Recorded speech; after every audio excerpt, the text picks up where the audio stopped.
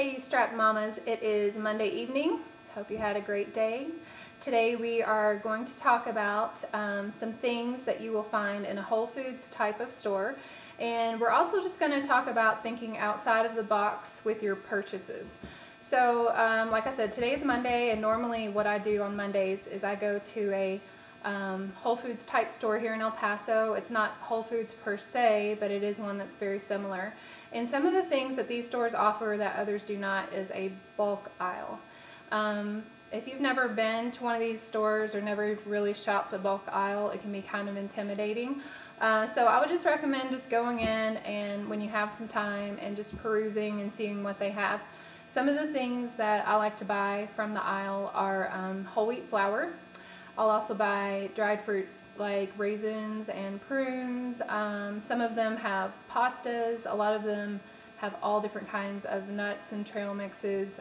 For instance, the one that I shop at has almonds, which we eat a lot of, for $3.99 a pound. If you buy those packaged in what I would consider a more normal store, you're probably looking at $6 to $7 a pound.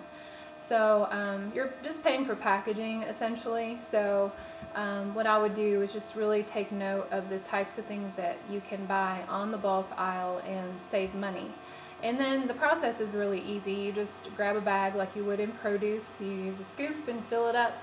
And then they're going to have tags there where you write the item code on there so that the cashier knows how to ring it up when you get to the front.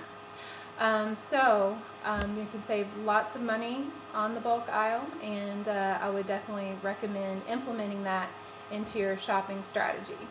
Another thing that I shop for on Mondays when I go to the store is meats. I'm very particular about the types of meats that I'll serve for my family.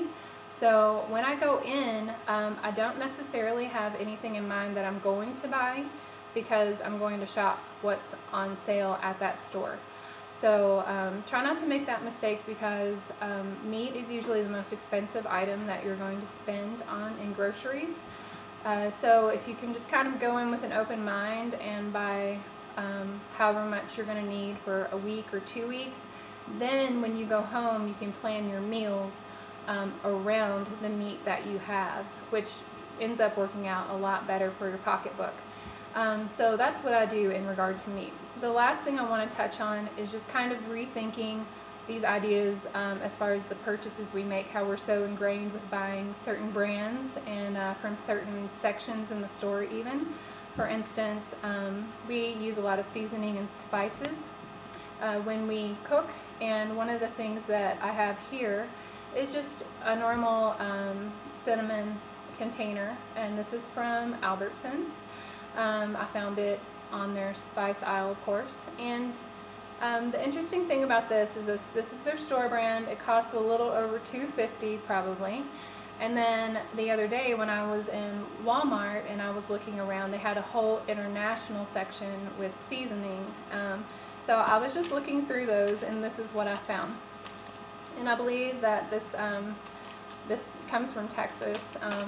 So it's not international. I was wrong about that. But however, the price is less than half of what the one from Albertsons is. This one was 99 cents, and this one here was over $2.50.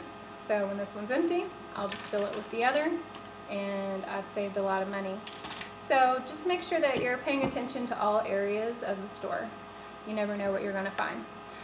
Another place where you'll lose money on packaging is in the produce section. A lot of times people buy pre-packaged fruits and vegetables. I mean, I've even seen apples that are already peeled and sliced, and you're paying for the process, you're paying for the packaging. So for instance, Fresh Express, the pre-packaged lettuce, if it's on sale on a good day, you're going to get it for $2.50. However, when I was at the grocery store today, I got a whole head of red leaf lettuce. Look how huge this is, and fresh and gorgeous, and it's going to taste good. 99 cents. Alright, so $2.50 for the prepackaged or 99 cents for the fresh stuff. You'd think it'd be a no-brainer.